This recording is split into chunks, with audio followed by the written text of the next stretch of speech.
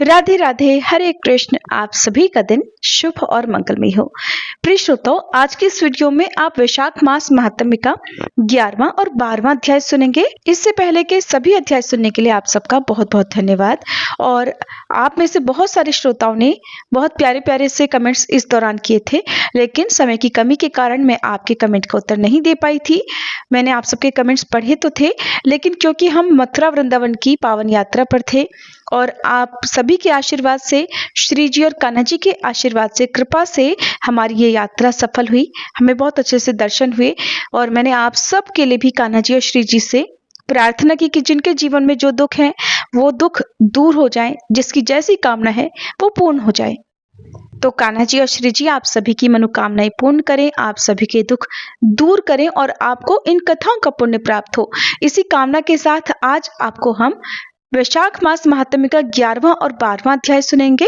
उससे पहले आप सभी श्रद्धा के साथ सुनिए श्री कृष्ण कवचम पाठ का हिंदी अनुवाद और आपको सुनाएंगे एक भक्त का बहुत सुंदर प्रसंग भी। देवर्षि नारद जी ने भगवान नारायण से पूछा, भगवान, अब मेरी ये सुनने की इच्छा है कि भगवान शंकर ने दयावश परशुराम को कौन सा मंत्र और कौन सा स्तोत्र और कवच दिया था। उस मंत्र के आराध्य देवता कौन है, कवच धारण करने का क्या फल है तथा स्तोत्र पाठ से किस फल की प्राप्ति होती है, वह सब कुछ आप कृपा करके बतलाइए। तब नारायण भगवान बोले, नारद, उस मंत्र के आराध्य देव गोलोकनाथ गोप गोपीश्वर सर्वसमर्थ परिपूर्णतम स्वयं भगवान श्री कृष्ण हैं। शंकर जी ने रत्न पर्वत के निकट स्वयं प्रभा नदी के तट पर पारिजात वन के मध्य स्थित आश्रम में लोकों के देवता माधव के समक्ष परशुराम को त्रैलोक्य विजय नामक परम अद्भुत कवच विभूति योग से संभूत महान पुण्यमय स्वतराज नाम वाला स्तोत्र और संपूर्ण कामनाओं का फल प्रदान करने वाला मंत्र कल्पतरु नामक मंत्र प्रदान किया था। महादेव जी ने कहा, भृगुवंशी महाभागवत्स, तुम प्रेम के कारण मुझे पुत्र से भी अधिक प्रिय हो, अतः आओ कवच ग्रहण करो। हे राम, जो ब्रह्मांड में परम अद्भुत तथा विजयप्रद है, श्री कृष्ण के उस त्रैलोक्य विजय नामक कवच का मैं वर्णन करता हूँ, सुनो। पूर्व काल में श्री कृष्ण ने गोलोक में स्थित वृंदावन नामक वन में राधिकाश्रम में रासमंडल के मध्य ये कवच मुझे दिया था। ये अत्यंत गोपनीय तत्व संपूर्ण मंत्र समुदाय का विग्रह स्वरूप पुण्य से भी बढ़कर पुण्यतर परमोत्कृष्ट है और इसे स्नेहवश मैं तुम्हें बता रहा हूँ, जिसे पढ़कर और धारण करके मूल प्रकृति भगवती आद्य शक्ति ने शुंभ निशुंभ महिषासुर और रक्तबीज का वध किया था, जिसे धारण करके मैं लोकों का संहारक और संपूर्ण तत्वों का जानकार हुआ हूँ तथा पूर्व काल में जो दुरंत और अवध्य थे उन त्रिपुरों को खेल ही खेल में दग्ध कर सका हूँ, जिसे पढ़कर और धारण करके ब्रह्मा ने इस उत्तम सृष्टि की रचना की है, जिसे धारण करके भगवान शेष सारे विश्व को धारण करते हैं, जिसे धारण करके कूर्मराज शेष को लीलापूर्वक धारण किए रहते हैं, जिसे धारण करके स्वयं सर्वव्यापक भगवान वायु विश्व के आधार हैं, जिसे धारण करके वरुण सिद्ध और कुबेर धन के स्वामी हुए हैं, जिसे पढ़कर एवं धारण करके स्वयं इंद्र देवताओं के राजा बने हैं, जिसे धारण करके तेजो राशि स्वयं सूर्य भुवन में प्रकाशित होते हैं, जिसे पढ़कर एवं धारण करके चंद्रमा महान बल और पराक्रम से संपन्न हुए हैं, जिसे पढ़कर एवं धारण करके महर्षि अगस्त्य सातों समुद्रों को पी गए और उनके तेज से वातापी नामक दैत्य को पचा गए, जिसे पढ़कर एवं धारण करके पृथ्वी देवी सबको धारण करने में समर्थ हुई हैं, जिसे पढ़कर एवं धारण करके गंगा स्वयं पवित्र होकर भुवनों को पावन करने वाली बनी है, जिसे धारण करके धर्मात्माओं में श्रेष्ठ धर्म लोकों के साक्षी बने हैं, जिसे धारण करके सरस्वती देवी संपूर्ण विद्याओं की अधिष्ठात्री देवी हुई हैं, जिसे धारण करके परात्परा लक्ष्मी लोगों को अन्न प्रदान करने वाली हुई हैं, जिसे पढ़कर एवं धारण करके सावित्री ने वेदों को जन्म दिया है।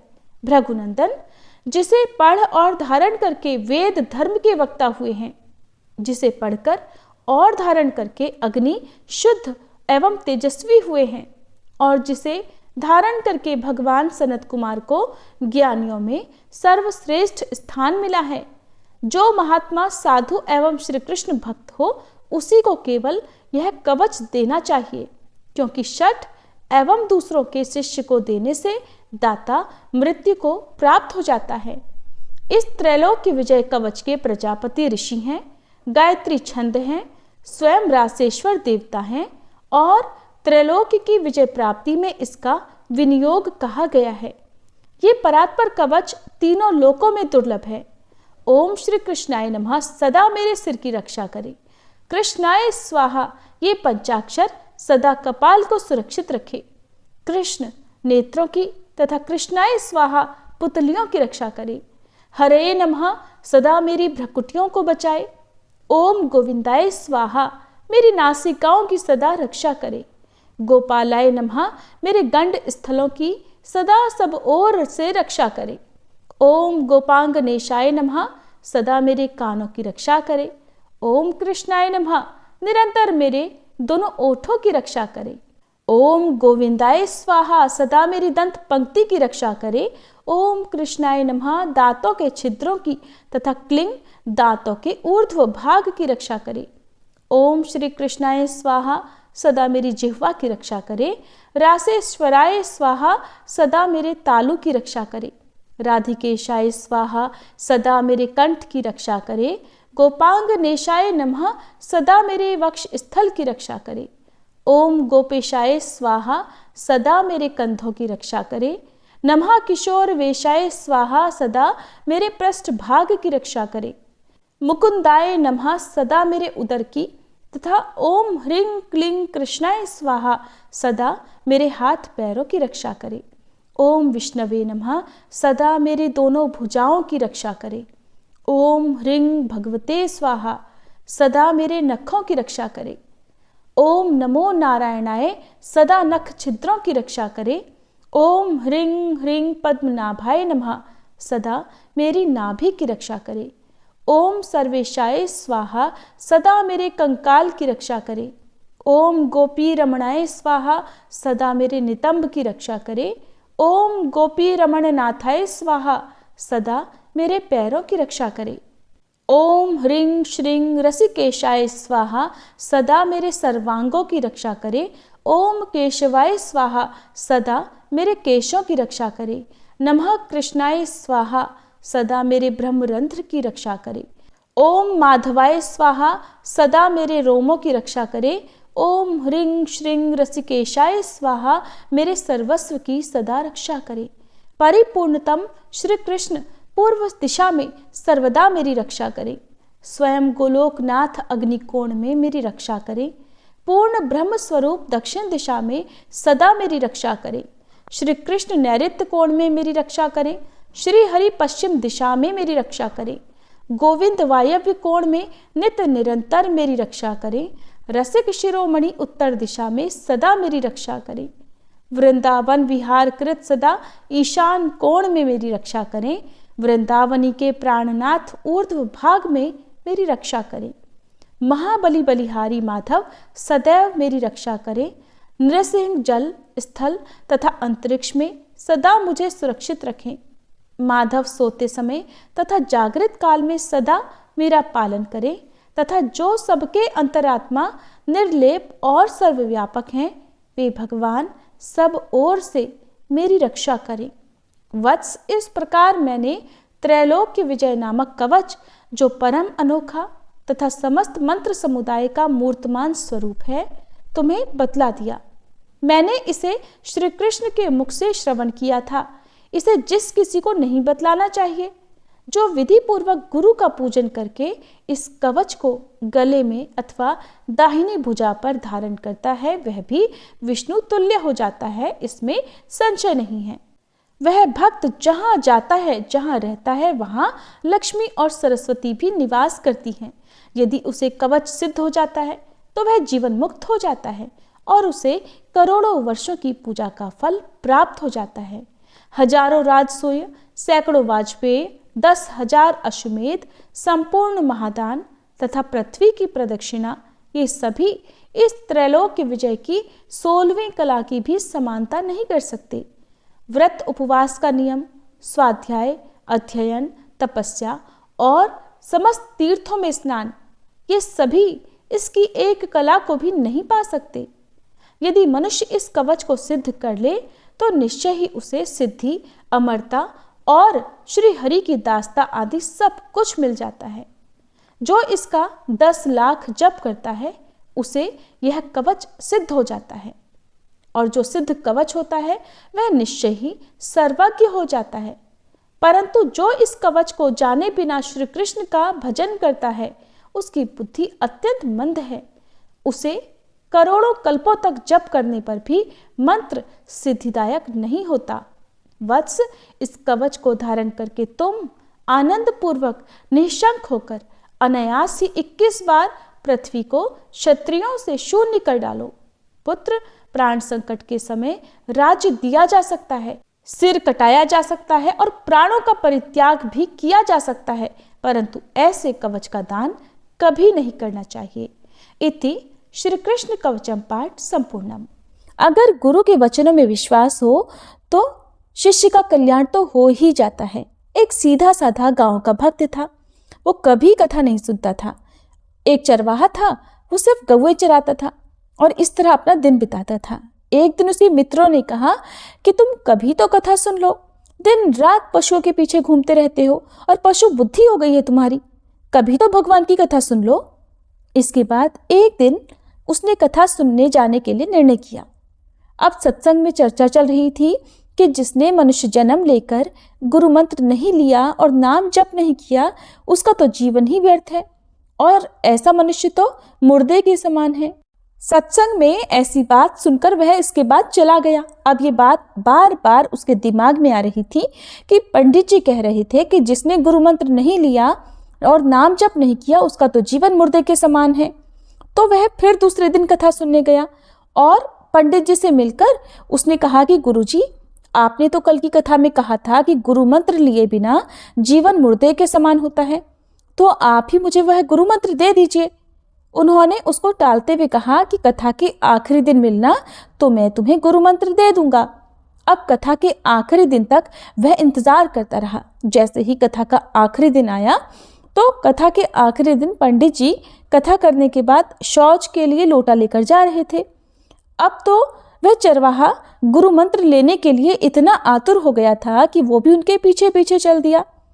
उसने कहा कि पंडित जी इतने दिनों से घुमा रहे हो, अब तो गुरु मंत्र दे दो।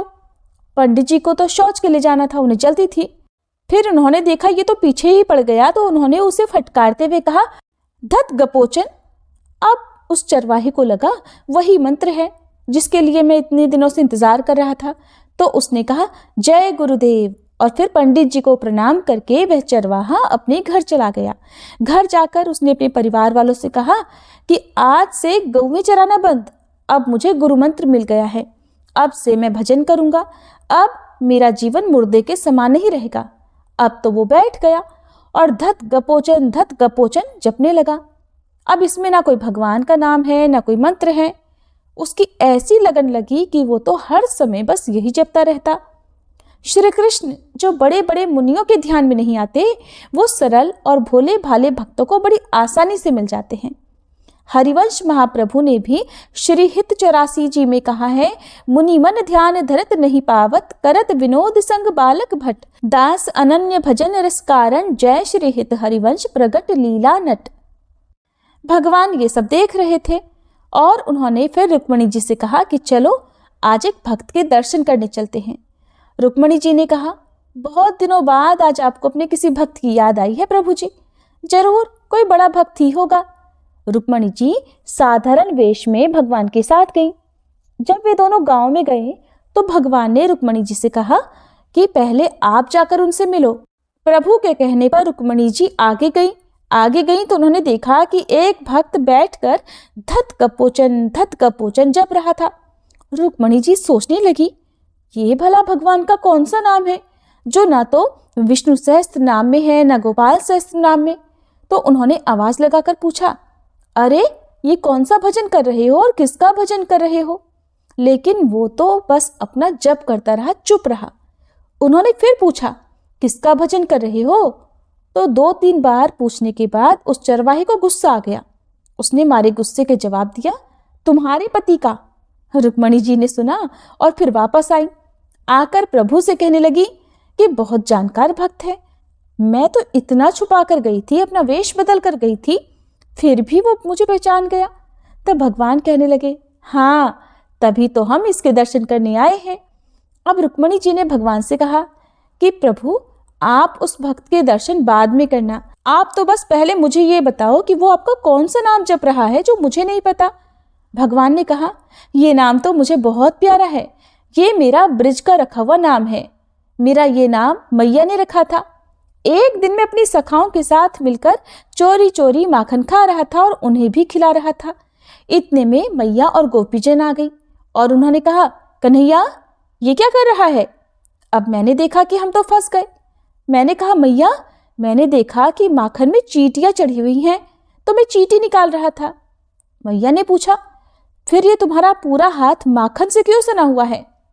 इस पर मैंने कहा, मैया चींटी माखन के अंदर चली गई थी तो मुझे भी मटकी में हाथ डालना पड़ा। फिर मैया ने पूछा, तो तुम्हारे मुख पर माखन कैसे लगा? तो मैंने कहा कि एक मक्खी बार बार उड़कर मुझे परेशान कर रही थी, तो मैंने अपने हाथ से उसे मारने की कोशिश की तो मक्खन वाला हाथ मेरे मुंह पर लग गया। अब तो मैया समझ गई कि मैं अपनी चोरी छुपा रहा हूँ और ये सारी कहानियां सुना रहा हूँ। तब उन्होंने कहा, धत कपोचन। प्रभु ने श्री रुक्मणी जी से कहा कि ये मेरा उस समय का रखा हुआ नाम है। एक अनपढ़ आदमी ने गुरु के वचनों पर श्रद्धा विश्वास रखकर जब एक साधारण शब्द बोला तो उसे भगवान का साक्षात्कार हो गया। भगवान तो अंतर्यामी है, सर्वज्ञ है, वो तो हर कण कण में हर अक्षर में विराजमान है। फिर राधा नाम तो स्वयं हरि जपते हैं, राधा नाम तो परम प्रेममय है। जब उस चरवाहे ने विश्वास करके धत गपोचन जपा तो उसे रुक्मणी जी और श्री द्वारकाधीश भगवान दर्शन देने आ गए। सोचिए जरा, अनजाने में एक ऐसे शब्द का उच्चारण करने से जिसका कोई अर्थ ही नहीं था, जो कभी किसी ने सुना नहीं था, अगर श्रद्धा के साथ उस चरवाहे ने उस नाम का जप किया तो उसे ठाकुर जी के दर्शन हो गए। तो फिर भला अगर आप श्रद्धा और विश्वास करके राधा राधा नाम जपेंगे तो क्या आपको भगवान प्राप्त नहीं होंगे? इसीलिए तो गुरु द्वारा प्रदत्त उपासना में संदेह नहीं करना चाहिए और राधा राधा जपना चाहिए। और हर किसी के जीवन में एक गुरु का होना, एक गुरु मंत्र का होना अत्यंत आवश्यक है। ये था आज का प्रसंग। आप सभी कमेंट बॉक्स में राधा राधा जरूर लिखिएगा। अब सुनिए आज के अध्याय। इससे पहले की कथा में आपने सुना कि जब भगवान ने अपनी सखी को आज्ञा दी कि जाकर वह खुद देखें कि वह कन्या इस प्रशंसा के योग्य है या नहीं, क्योंकि वह अद्वितीय अनुपम रूप और लावण्य से भरपूर थी, तब वकुल मालिका सखी देवाधिदेव भगवान को प्रणाम करके गुंजा के दाने के समान लाल रंग वाले घोड़े पर सवार हुई और उनके बताए हुए मार्ग से चल दी। रास्ते में तरह तरह के हिरन, पक्षियों और वृक्ष लताओं को देखती हुई और बार बार प्रसन्न होती हुई वह आरणी नदी के पश्चिम तट पर जा पहुंची। वह स्थान बहुत सारे वृक्षों से हरा भरा था। वहां अगस्त्येश्वर के समीप अपने लाल घोड़े से उतरकर वकुल मालिका स्नान और जलपान करके फिर नदी के तट पर ही विश्राम करने लगी। इतने में ही राजभवन से बहुत सारी स्त्रियां देवता के समीप वहां आईं। वे सब की सब पद्मावती की सखियां थीं। उन्हें देखकर वकुल मालिका उनके पास गई और इस प्रकार बोली, हे सुंदरियों, तुम सब कौन हो? तुम्हारे आभूषण और हार तो बड़े विचित्र हैं। तुम कहाँ से आई हो और इस स्थान पर तुम्हारे आने का उद्देश्य क्या है? उसकी बात सुनकर सखियों ने मंद मंद मुस्कुराते हुए कहा, हम आकाश राज की रनवास में रहने वाली स्त्रियां और महाराज की पुत्री पद्मावती की सहेलियां हैं। एक दिन राजकुमारी को आगे करके हम वन में गई थी। वहां उनके लिए फूल तोड़ती हुई सभी सखियां एक वृक्ष के नीचे जा बैठी। वहीं हमें एक सुंदर पुरुष का दर्शन हुआ। उनके श्री अंगों की कांति इंद्र नीलमणि के समान श्याम थी। उनका वक्ष स्थल लक्ष्मी जी का निवास जान पड़ता था। मुख पर मंद मंद मुस्कान की छटा छा रही थी। दोनों भुजाएं बहुत ही सुंदर, विशाल और हष्टपुष्ट थी। कटी प्रदेश में शुद्ध पीताम्बर शोभायमान था। उन्होंने एक हाथ में स्वर्णमय धनुष और दूसरे में बाण धारण कर रखा था। मस्तक पर उनके सोने का मुकुट भी चमक रहा था। वे हार और भुजबंद आदि आभूषणों से विभूषित थे। उन्हें देखकर सुवर्ण सदृश गौर वर्ण वाली हमारी कमल नयनी सखी पद्मावती सहसा बोल उठी कि देखो देखो। तब हम सब सखियां उन्हीं की ओर देखने लगी। इतने में ही वे शीघ्र वहां से चले गए। उनके चले जाने पर हमारी सखी पद्मावती मूर्छित हो गई। उसे उसी अवस्था में हम लोग फिर राजभवन में लेकर गईं। पुत्री की ऐसी अवस्था देखकर महाराज ने ज्योतिषियों से पूछा कि हे विप्रवर, मेरी पुत्री की ग्रह दशा का फल तो बताइए। तब बृहस्पति जी के समान विद्वान ब्राह्मण ने मन ही मन सभी ग्रहों को विचार कर कहा कि राजन, कोई उत्तम पुरुष आपकी कन्या के पास आया था। उसे ही देखकर राजकुमारी जी मूर्छित हो गई हैं। उसी के साथ पद्मावती का विवाह संबंध होगा। राजा से ऐसा कहकर ज्योतिषी जी अपने घर चले गए। तब आकाश राज ने वैदिक ब्राह्मणों को बुलाकर आदरपूर्वक कहा कि ब्राह्मणों, आप सभी देव मंदिर में जाकर वेद मंत्रों के साथ शंकर जी का महाअभिषेक कीजिए। उनको ऐसा आदेश देकर महाराज ने फिर हमें बुलाया और इस प्रकार कहा कि कन्याओं, तुम भगवान के महाअभिषेक की सामग्री जुटाओ। राजा की यह आज्ञा पाकर ही हम सब सखियां यहाँ देव मंदिर में आई हैं। हे सुभगे, अब तुम भी हमें अपना परिचय दो।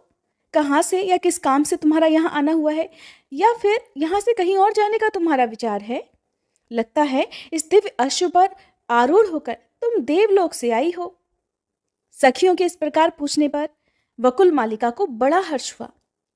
उसने मधुर वाणी में कहा कि मैं वेंकटाचल से इस घोड़े पर सवार होकर आई हूँ और महारानी धरणी देवी से मिलना चाहती हूँ। क्या राजभवन में महारानी के दर्शन हो सकते हैं? उसकी यह बात सुनकर उन कन्याओं ने कहा, शुभे, तुम हमारे साथ धरणी देवी का दर्शन कर सकती हो। तब वकुल मालिका उन कन्याओं के साथ राजभवन में आई।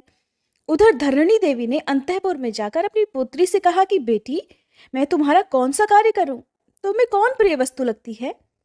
माता के इस प्रकार पूछने पर मनस्वी कन्या पद्मावती ने मंद स्वर में कहा, अम्बे, संसार में जो सबसे अधिक नयनाभिराम है, नयनों को सुख देने वाला है, साधु संतों के मन को भी जो परम प्रिय लगता है, ब्रह्मादि देवता भी जिसके दर्शन की इच्छा रखते हैं, जो सबसे महान और सर्वत्र व्यापक है, तेजस्वी पदार्थों में भी सबसे अधिक तेजस्वी है, देवताओं का भी देवता है, श्रेष्ठ भक्तों को ही जो इस लोक में सुलभ है और अभक्तों को जिसकी कभी प्राप्ति ही नहीं होती, उसी वस्तु में मेरा मन लग रहा है।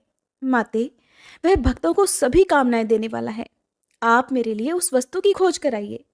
तब धरणी देवी बोली, सुलोचने, जरा उसके भक्तों का लक्षण तो बतलाओ जिनके लिए वह इस संसार में सुलभ है। पद्मावती कहने लगी कि उनके मनोरम लक्षणों का वर्णन करती हूँ, माते सुनो।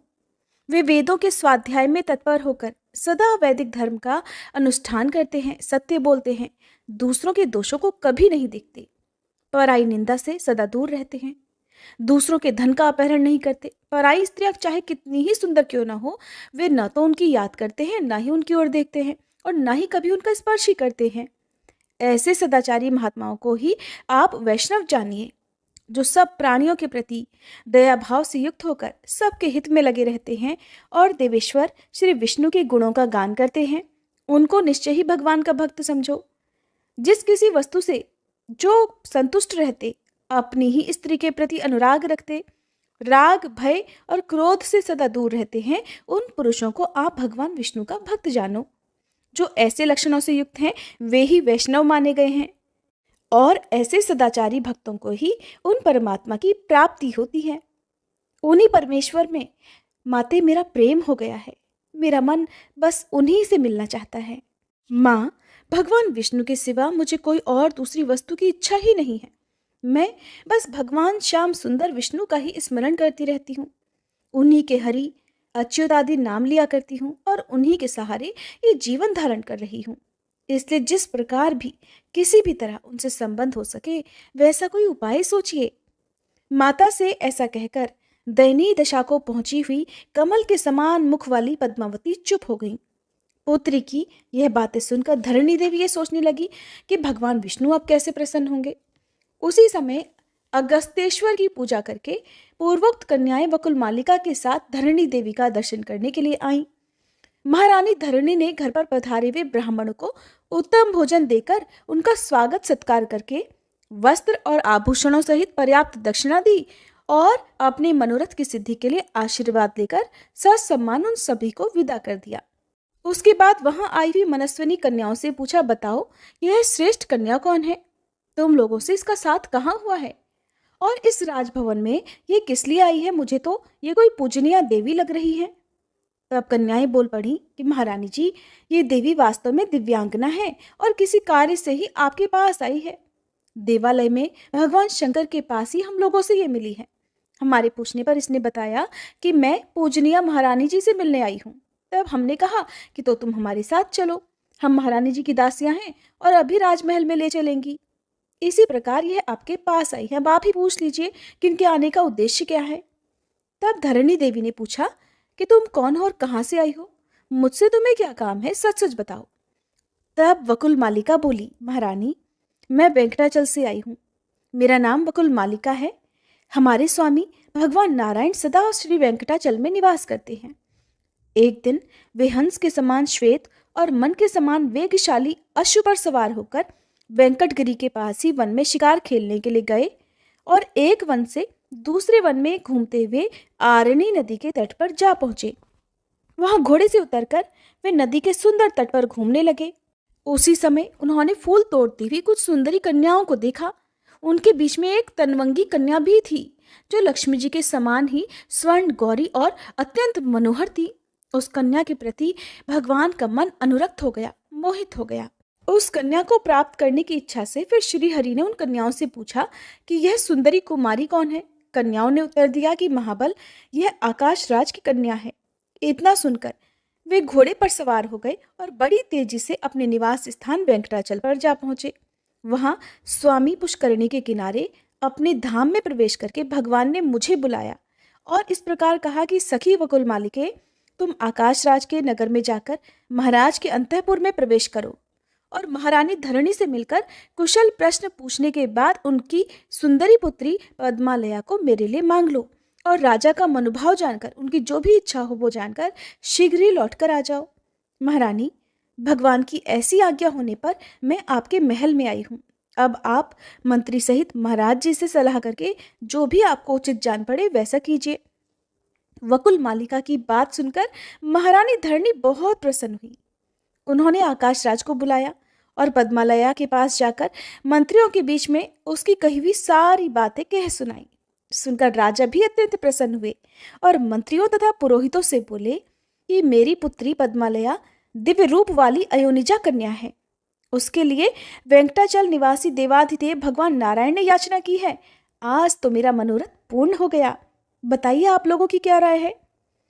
महाराज का उत्तम वचन सुनकर सभी मंत्री प्रसन्न मन से बोले, राजन, यदि ऐसी बात है तो हम सब लोग तो कृतार्थ हो गए।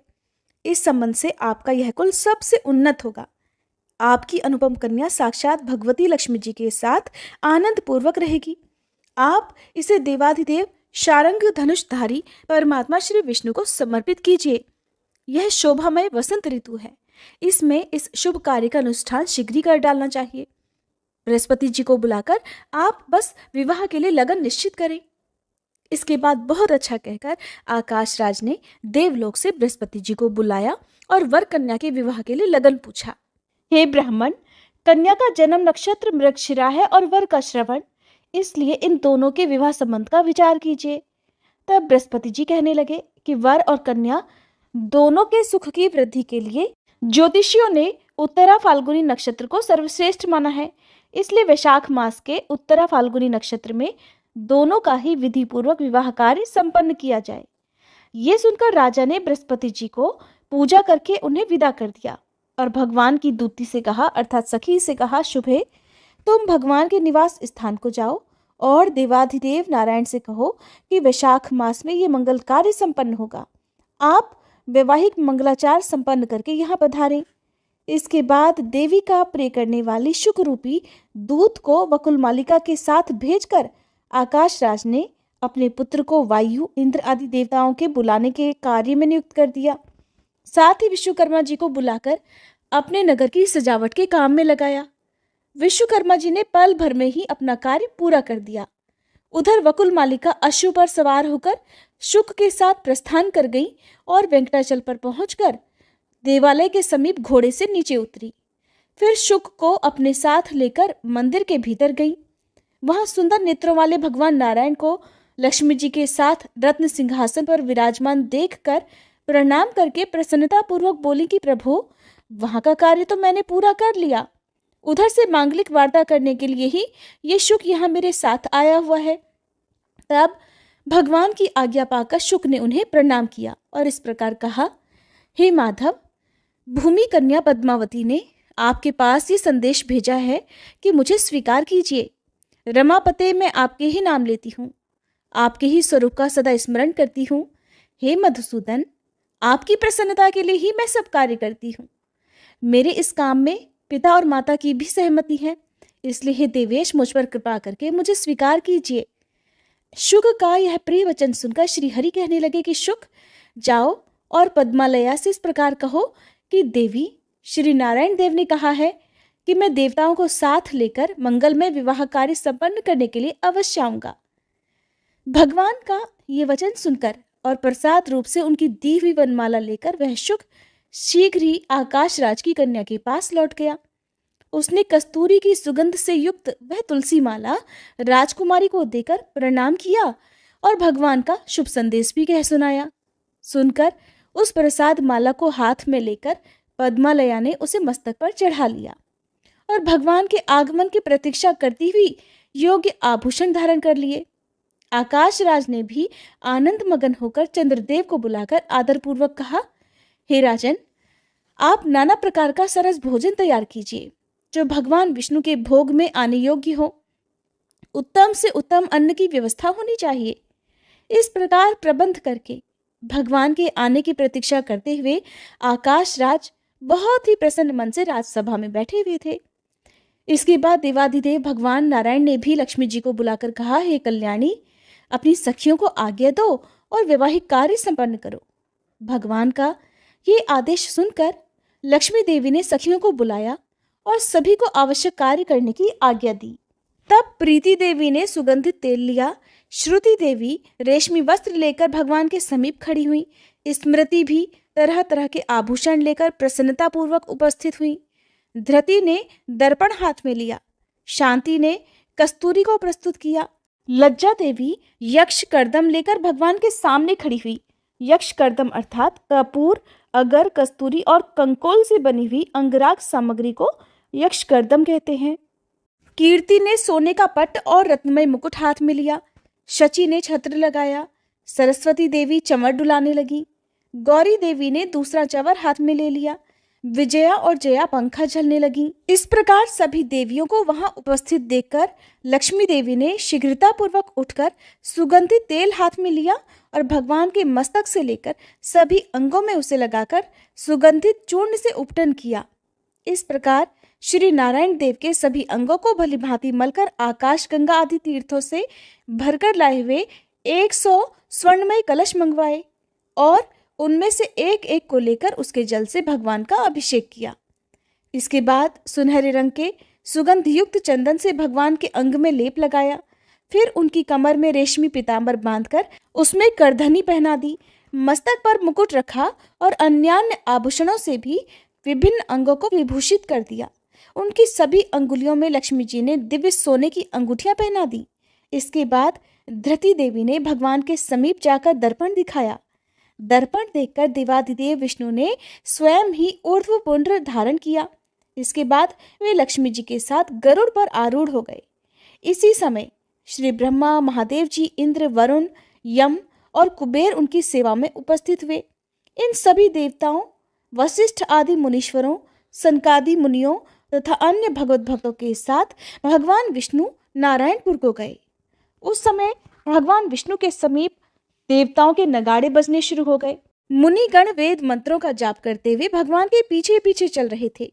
भगवान के साथ सभी देवता और विश्वक्सेन आदि पार्षद चल रहे थे। वकुलमाला आदि सखियां रथों में बैठकर गईं। इस प्रकार भगवान ने बारात लेकर आकाश राज के सजे सजाए नगर में प्रवेश किया।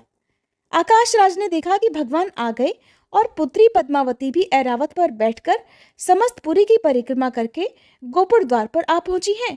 तब वे वर वधू को साथ लेकर भाई बंधुओं के साथ भगवान का दर्शन करते हुए उठकर खड़े हो गए। भगवान ने अपने कंठ में पड़ी हुई माला हाथ में लेकर पद्मालया के गले में डाल दी और पद्मालया ने बेला के फूलों का गजरा लेकर भगवान के कंठ में पहना दिया। ऐसा करके वे दोनों ही सवारी से उतर गए और थोड़ी देर पीढ़े पर खड़े होने के बाद सुंदर गृह में प्रवेश किया।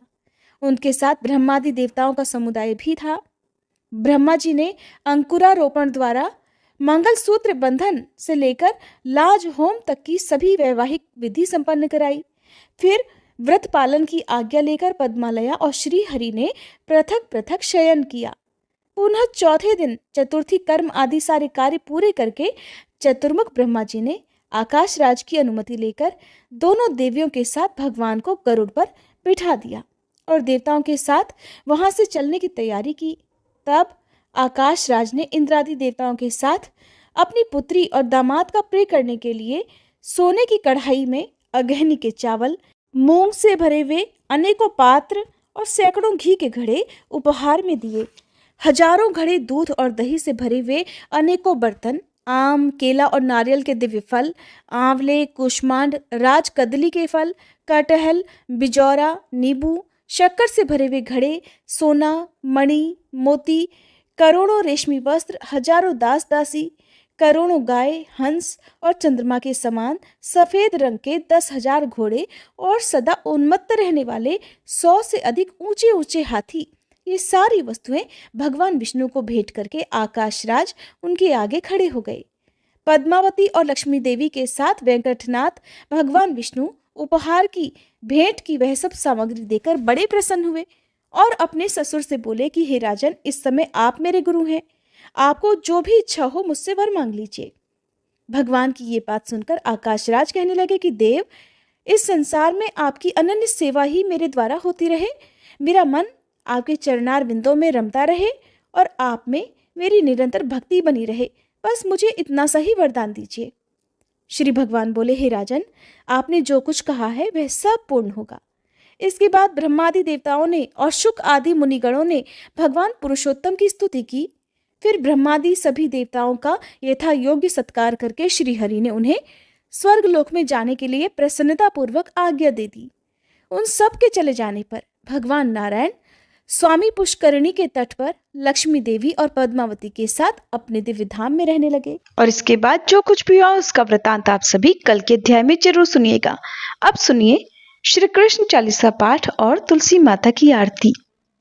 बंशी शोभित कर मधुर नील जलद तन श्याम, अरुण अधर जनु बिंबा फल नयन कमल अभिराम, पूर्ण इंद्र अरविंद मुख पीतांबर शुभ साज, जय मन मोहन मदन छवि कृष्ण चंद्र महाराज। जय यदुनंदन जय जगवंदन, जय वसुदेव देवकी नंदन, जय यशोदासुत नंद दुलारे, जय प्रभु भक्तन के धृग तारे, जय नट नागर नाग नथैया, कृष्ण कन्हैया धेनु चरैया, पुनि नख पर प्रभु गिरिवर धारो, आओ दीनन कष्ट निवारो, वंशी मधुर अधर धरि तेरी, होवे पूर्ण मनोरथ मेरो, आओ हरि पुनि माखन चाखो, आज लाज भारत की राखो, गोल कपोल चिबुक अरुणारे, मृदु मुस्कान मोहिनी डारे, रंजित राजीव नयन विशाला, मोर मुकुट वैजंती माला, कुंडल श्रवण पीत पट आछे, कटी किंकणिका छन काछे, नील जलज सुंदर तन सोहे, छवि लखि सुर नर मुनि मन मोहे, मस्तक तिलक अलक घुंघराले, आओ कृष्ण बांसुरी वाले। करी पय पान पूत नहीं तार्यो, अका बका कागा सुर मार्यो। मधुवन जलत अग्नि जब ज्वाला, भय शीतल लखित ही नंद लाला। सुरपति जब ब्रज चढ़ियो रिसाई, मसूर धार वारी वर्षाई। लगत लगत ब्रज चहन बहायो, गोवर्धन नखधारी बचायो। लखिय सुदा मन भ्रम अधिकाई, मुख मह 14 भुवन दिखाई। दुष्ट कंस अति उधम मचायो, कोटि कमल जब फूल मंगायो। नाथी काली यही तब तुम लीन्हे, चरण चिन्ह दे निर्भय कीन्हे। करी गोपिन संग रास विलासा, सबकी पूरन करी अभिलाषा। केतिक मह असुर संग हार्यो, कंस ही केस पकड़ दे मार्यो। मात पिता की बंदी छुड़ाई, उगर सेन कह राज दिलाई। मही से मृतक 6 सुत लायो, मातु देव की शोक मिटायो। भौमासुर मुर दैत्य संहारो, लाए 10 सहस कुमारो। दे भी नहीं तृण चीर संहारा, जरा सिंधु राक्षस कह मारा। असुर बकासुर आदिक मार्यो, भक्तन के तब कष्ट निवार्यो। दीन सुदामा के दुख टार्यो, तंदुल 3 मूठ मुख डार्यो। प्रेम के साग विदुर घर मांगे, दुर्योधन के मेवा त्यागे। लखी प्रेम की महिमा भारी, ऐसे श्याम दीन हितकारी। भारत के पारथ रथ हाके, लिए चक्र कर नहीं बल ताके। निज गीता के ज्ञान सुनाए, भक्तन हृदय सुधा वर्षाए। मीरा थी ऐसी मत वाली, विष पी गई बजा कर ताली। राना भेजा सांप पिटारी, शालिग्राम बने बनवारी। निज माया तुम विधि ही दिखायो, उरते संशय सकल मिटायो। तब शत निंदा करी तत्काला, जीवन मुक्त भयो शिशुपाला। जब ही द्रौपदी टेर लगाई, दीनानाथ लाज अब जाई। तुरत ही वसन बने नंदलाला, बढ़े चीर भय अरि मुँह काला। असनाथ के नाथ कन्हैया, डूबत भंवर बचावत नैया। सुंदर दास आस उरधारी, दया दृष्टि की जय बनवारी। नाथ सकल मम कुमति निवारो, क्षमहु बेगी अपराध हमारो। खोलो पट अब दर्शन दीजे, बोलो कृष्ण कन्हैया की जय। बोलो कृष्ण कन्हैया की जय, बोलो कृष्ण कन्हैया की जय। ये 40 कृष्ण का पाठ करे उरधारी, अष्ट सिद्धि नवनिधि फल लहे पदार्थ चारी। बोलो श्री कृष्ण भगवान की जय। तुलसी महारानी नमो नमो, हरि की पटरानी नमो नमो। धन तुलसी पूरण तप कीनो, धन तुलसी पूरण तप कीनो। शालिग्राम बनी पटरानी नमो नमो, तुलसी महारानी नमो नमो। जाके पत्र मंजरी कोमल, जाके पत्र मंजरी कोमल। श्रीपति कमल चरण लपटानी नमो नमो, तुलसी महारानी नमो नमो। धूप दीप नैवेद्य आरती, धूप दीप नैवेद्य आरती। पुष्पन की वर्षा वर्षानी नमो नमो, तुलसी महारानी नमो नमो। 56 भोग 3600 व्यंजन, 56 भोग 3600 व्यंजन, बिन तुलसी हरि एक न मानी। नमो नमो, बिन तुलसी हरि एक न मानी। नमो नमो, तुलसी महारानी। नमो नमो, सभी सखी मैया तेरो यश गावे, सभी सखी मैया तेरो यश गावे। भक्ति दान दीजे महारानी। नमो नमो, तुलसी महारानी। नमो नमो, हरि की पटरानी। नमो नमो, तुलसी महारानी। नमो नमो, तुलसी मैया की जय।